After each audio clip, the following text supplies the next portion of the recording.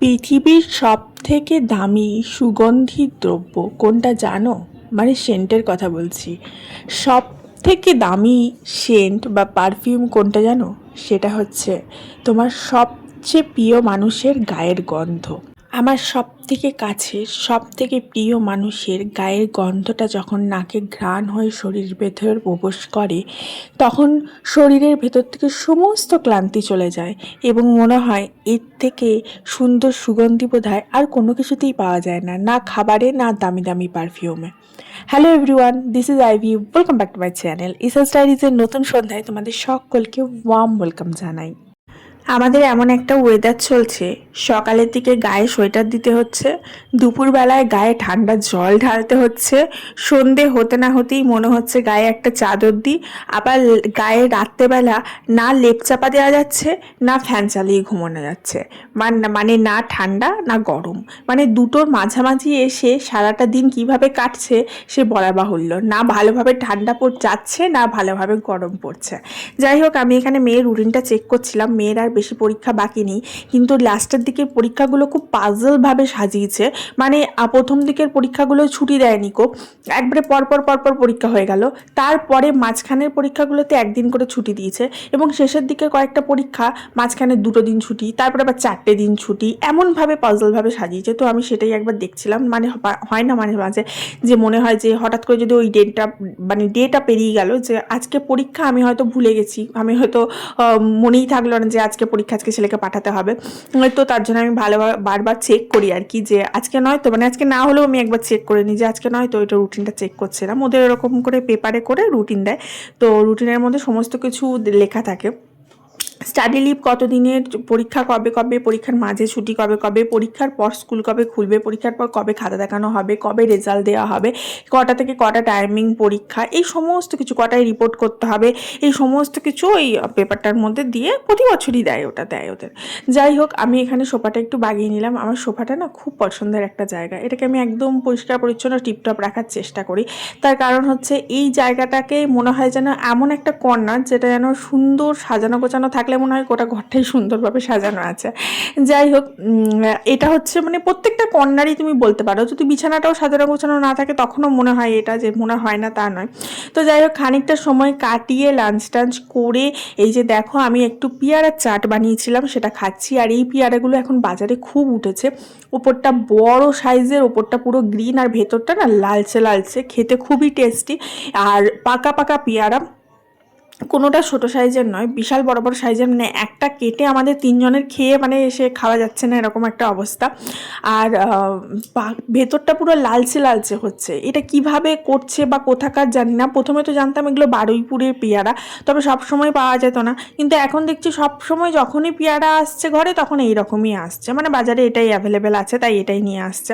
এখন যদিও কুলের খুব সিজন, কুল খেতে আমার মেয়ে খুব ভালোবাসে, আমার বর খুব ভালোবাসে। আমি অবশ্য কুল একদম খাই না, মানে আমার একদমই পছন্দের ফল নয় কুলটা, আমার ভালো লাগে না খেতে। আমি একটা হয়তো খুব জোর খেলাম বা খেলামই না, এরকম আর কি। তো ওরা খুব কুল খায়, ওদেরকে কুল কেটে দিয়েছে, আমি একটু পেয়ারা চাট খেলাম। পেয়ারাটা না কেটে তার মধ্যে একটু গোলমরিচ গুঁড়ো, একটু বিট নুন, এমনি লবণ দিই না, বিট নুন ছড়িয়ে দিই, অ্যান্ড দেন সেটাকে খাই। ওয়াও লাগে, জাস্ট ওয়াও। যাই হোক, আগে না অনেক সময় চাট কিনে নিয়ে এসে খেতাম, বাইরে হয় না পেয়ারের দোকানে চাট বানিয়ে দিত কাসুন্দি দিয়ে, লঙ্কা দিয়ে, বেশ ভালো লাগতো খেতে। তো আমি ওটা দেখে না কাসুন্দি ঘরে নিয়ে এসেছিলাম, নিয়ে বানিয়েছিলাম, কিন্তু জানি না কেন ওদের মতো হয় না। দোকানের জিনিস দেখবে যতই তুমি ঘরে বানাও না কেন, কখনোই সেই দোকানের স্বাদটা আসে না। হয়তো দোকানে ওরা বারংবার একটা জিনিস একটা পাত্রের মধ্যে বারবার করার ফলে হয়তো স্বাদটা একটু ডিফারেন্ট আসে, আমার মনে হয়। যাই হোক, এখন আমি ভাবলাম একটু নেল পালিশ পরা যাক। বহুদিন যাবৎ পায়ের হাতের নখে নেল পালিশ পরা হয়েই ওঠে না, কারণ মেয়েটার এক্সাম করে আমি ওদিকে এত ব্যস্ত হয়ে পড়েছি যে নিজের প্রতি যত্নটাই একটু ভুলে গেছি। হয় না, আগে মাকে বলতাম যে ছোটোবেলায় যে সন্ধ্যেবেলা মা একটু নতুন ধরনের কিছু রান্না করো, এ করো, মা বলতো সকাল থেকে করছি, সন্ধ্যের দিকে আমি আর কিছু করবো না, ওই যা আছে সকালের একটু আলু টালু ভেজে দিলাম, ডিম ভেজে দিলাম, খেয়ে নে। তো এখন সেটা খুব রিলেট করতে পারি। তার কারণ হচ্ছে সকাল থেকে বিভিন্ন ধরনের রেসিপি তুমি ট্রাই করো, সন্ধ্যের দিকে মানে রাতের ডিনারে তখন আর ভালো লাগে না যে অন্য কিছু রেসিপি ট্রাই করব। সকালে ব্রেকফাস্টে কিছু ট্রাই করলাম, তারপরে লাঞ্চে করলাম, স্ন্যাক্সে করলাম, বাট ডিনারে গিয়ে আর মনে হয় না কিছু সেরকম রান্না করি। আর সবথেকে বড় কথা, সেই সময়টা যেহেতু মেয়েকে পুরোটাই দিই, তার জন্য আর সেটা সময় কুলাতে পারি না। যাই হোক, আজকে না একটু অন্য ধরনের নেল পালিশ ট্রাই করলাম। সেটা হচ্ছে, এতদিন তো লাল, নীল, হলুদ, সবুজ সবাই ট্রাই করেছে দেখেছো। এখন একটা ট্রেন্ড এসছে যে হাতের 4টে আঙুলে একটা কালার, একটা আঙুলে অন্য কালার। তো আমার ওইগুলো এতটা পছন্দ নয়, করি মাঝে সাঝে, বাট ভালো লাগে না। তো আজকে ভাবলাম যে গোল্ডেন কালারের নেল পালিশটা একটু ট্রাই করি। তো আমি আজকে একটু গোল্ডেন কালারের নেল পালিশ ট্রাই করছি, মানে সব আঙুলগুলোই গোল্ডেন করব। বেশ ভালো লাগছে। সব থেকে বড় কথা, পায়ে যখন পরলাম না তখন একদম ইউনিক লাগছে, ট্রাস্ট মি। যখন পায়ে আলতা পায়ের মধ্যে গোল্ডেন কালারটা যে এত ফুটবে আমি বুঝতে পারিনি। আমি তো ভাবতাম যে অন্য কালারগুলো বেশি ফোটে, মানে গ্রিন বা লালচে ধরে ব্রাউন এইরকম কালারগুলো ট্রাই করতাম। বাট আজকে যখন গোল্ডেন কালারটা ট্রাই করলাম, অবশ্যই পছন্দটা আমার মেয়ের। আমি মেয়েকে বললাম একটা নেল পালিশ এনে দিয়ে পরবো, তো গোল্ডেন কালারটাই এনে দিল। তো আমি ভাবলাম ঠিক আছে, এটাই ট্রাই করা যাক। তো ওটাই যখন ট্রাই করলাম, হাতে যতটা ভালো লাগছে, পায়ে আলতা পায়ের মধ্যে গোল্ডেন নেল পালিশটা আরও বেশি ফুটে উঠছে। যাই হোক, এখন একটু নিজের জন্য মি টাইম দিয়েছিলাম। তার কারণ হচ্ছে ওর যে নেক্সট এক্সামটা আছে না, সেটা একটু কয়েকদিন দেরিতে আছে, মানে কয়েকদিন ছুটি আছে মাঝখানে। তো যেহেতু ছুটি আছে, তার জন্য অতটা চাপ নেই। আর সবথেকে বড় কথা, নেক্সট এক্সাম হচ্ছে ওর বাংলাতে অতটা চাপ নেই। আমি বেশ ভালোভাবেই ওকে বাংলা পড়াই। যাই হোক, আঙুলটা দেখো কি সুন্দর লাগছে না, লাইক আ প্রিটি, মানে খুব প্রিটি লাগছে। আমার তো ভীষণ ভালো লাগছে গোল্ডেন কালারটা। আর তোমাদের পাটা দেখাচ্ছি, একটু দাঁড়াও। পাটাতে একবার আগে ঝটাপট লাইক করে দাও দেখি, আর ভিডিওটা একটু শেয়ার করে দাও বন্ধু বান্ধবের সাথে। আর অবশ্যই অবশ্যই চ্যানেলটা কিন্তু এক্ষুনি সাবস্ক্রাইব করে নাও, যারা যারা করোনি। আর যারা করে রেখেছো, যারা রেগুলার ভিডিও দেখছো, তাদের প্রতি তো আমার একটা আলাদাই ভালোবাসা, অনেক অনেক ভালোবাসা ভেতর থেকে। যাই হোক, আজকের ভিডিওটা কিন্তু লাঞ্চ করে স্টার্ট করেছি, ওই জন্যই লাঞ্চের কোনো প্রিপারেশন তোমাদেরকে দেখালাম না। আমি সেরকম কিছু রান্নাও করিনি যে দেখাবো আজকে। যাই হোক, এই দেখো পাটা কত সুন্দর লাগছে, আলতা পায়ের মধ্যে গোল্ডেন কালারটা এত সুন্দর লাগবে আমি কোনোদিন কল্পনাও করতে পারিনি। আমি তো ভেবেছিলাম যে খুব একটা ভালো লাগবে না, বাট সামহাও এটা এত প্রিটি লাগছে, এত প্রিটি লাগছে। মানে কি ভালো যে খোলতায় দিয়েছে, কি বলবো, মানে উদ্ধর্ষ লাগছে। আমার তো ভীষণ ভালো লাগছে। যাই হোক, চলো এবার একটু আমি আয়রনের কাজ করে নিই।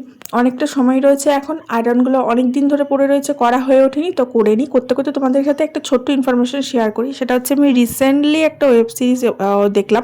আগের দিনই তোমাদেরকে বলেছিলাম যে দেখতে স্টার্ট করেছি, পুরোটা শেষ হয়নি, সেটা শেষ করে নিয়েছি। সেটা হচ্ছে তোমার কহরা 2। ঠিক আছে, কহরা 1টা তো দুর্ধর্ষ ছিল, কহরা 2টা আরও সুন্দর করেছে।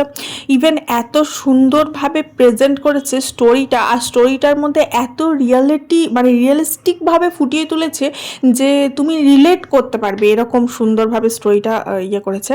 আর সুন্দর একটা মিস্ট্রি, একটা সাসপেন্স ক্রিয়েট করেছে, একটা থ্রিলার, একটা মার্ডার কেস।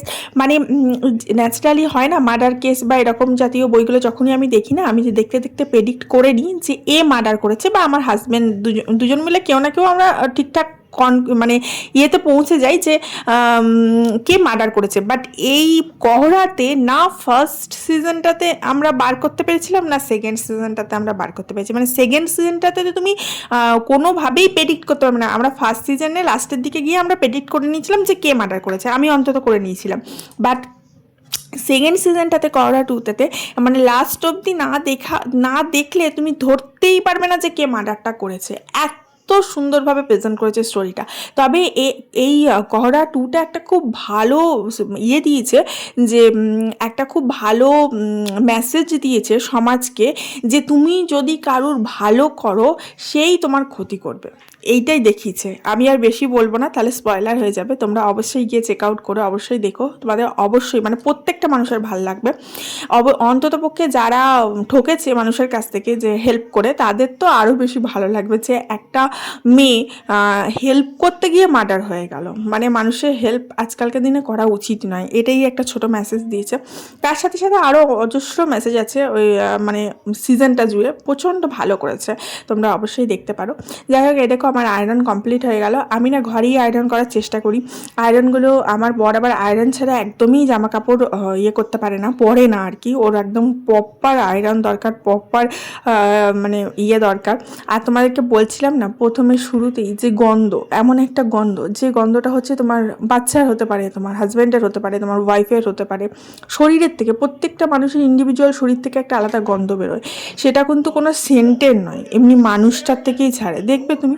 ওটার থেকে বড় বোধহয় সুগন্ধি পৃথিবীতে আর কিছু হয় না। যাই হোক, এবার আমি জামাটা আয়রন করে নিচ্ছি। মেয়ে যখন এক্সাম চলে তখন এত টাইট শিডিউল হয়, মানে কি ছেড়ে কি করব বুঝে উঠতে পারি না, একদিকে রান্না করি একদিকে পড়াই, তাই এই সমস্ত কাজগুলো পেন্ডিং পড়ে যায়, যেমন আয়রন করা, ঘরে কোনো জায়গা পরিষ্কার করা বা কিছু, এই সমস্ত টুকটাক কাজগুলো, সেলাই টেলাই কাজগুলো না পেন্ডিং পড়ে যায়, করাই হয়ে ওঠে না। তো আজকে ভাবলাম যে যখন 2 দিন ছুটি রয়েইছে, অতটা চাপ নেই, তাহলে আয়রনটা করে নিই। যেমন ওর প্রিপারেশনটা কমপ্লিট হয়েই আছে, আমি না ওকে সিলেবাস কমপ্লিট করাই, দেন রিভাইজ করাই, তারপরে মানে রিভাইজগুলো কমপ্লিট করে রাখি আর কি, একদম প্রপারভাবে। আর একটা কি হয়, তুমি যখন কোনো স্কুলের বাচ্চাকে পড়াচ্ছ না, তুমি বুঝতে পেরে যাবে ওদের প্যাটার্নটা কীরকম আসছে। যেমন আমি জানি ওদের খানিকটা সিলেবাস অনুযায়ী আসবে, খানিকটা স্কুলের পড়া থেকে আসবে, আর খানিকটা এমন কোশ্চেন আসবে যেটার ইনস্ট্যান্ট তোমাকে ওখানে উত্তরটা বানিয়ে লিখতে হবে। তো যাই হোক, বাংলার ক্ষেত্রে ওদের অতটা টাফ ইয়ে করে না, স্কুলের পড়ানো থেকেই মোটামুটি চলে আসে। তার কারণ হচ্ছে বাংলাটা যেহেতু ওদের ইংলিশ মিডিয়াম, তো বাংলাটাতে ওদের অতটা ফোকাস দেয় না, যদিও ওদের স্কুলটাতে বাংলাতে অনেকটা ফোকাস দেয়। আইসিএসসি বোর্ডের বাচ্চারা তো বাংলা কিছু শেখেই না, আলটিমেটলি ওরা অ আ ক খই শিখছে ক্লাস 1-এ গিয়ে, তাহলে আর কি ইয়ে করবে। তো ওদের বাংলাটা অনেক উইক হয়, তার থেকে সিবিএসসি বোর্ডের বাচ্চাদের বাংলাটা একটু স্ট্রং হয়, কিন্তু তবুও অতটা চাপ থাকে না, যেহেতু ইংলিশ মিডিয়াম। বাংলা মিডিয়ামে তো আমাদের বাংলা প্রচুর টাফ থাকতো, আমরা বাংলাতে কত কিছু শিখে যেতাম এই বয়সের মধ্যে, কিন্তু ইংলিশ মিডিয়ামে অতটা ইয়ে থাকে না। আমার আর একটা জিনিস খুব ভালো লাগে, ইংলিশ মিডিয়ামে প্রত্যেকটা বই এত সুন্দর, আমাদের সময় কিন্তু এত সুন্দর ছিল না কোনো বই। এই যে সায়েন্সের বইগুলো পুরো প্রপার, যেন পেজগুলোতে যে ছবি দিচ্ছে, ধরো কল্পনা চাওলা নিয়ে পড়ছে, মুন নিয়ে পড়ছে, সেগুলো অরিজিনাল পিকচার দিচ্ছে, আমরা তো সেটা পাইনি। আমরা সেই প্রিন্ট আউট করলে যেরকম পিকচার হয়, আমাদের বইগুলো ওরকম ছিল। তো ওদের বইগুলো আমার খুব ভালো লাগে। যাই হোক, আজকে একটা ছোট ব্লগ তোমাদের সাথে শেয়ার করলাম। আয়রন কমপ্লিট হয়ে গেছে, এখন একটু রেস্ট নেবো, সন্ধ্যেবেলা মেয়েকে আবার পড়াতে বসবো। এখন রেগুলার এই রুটিনই চলছে। দেখা হচ্ছে কালকে। ভালো থেকো সবাই, লাভ ইউ অল, বাই।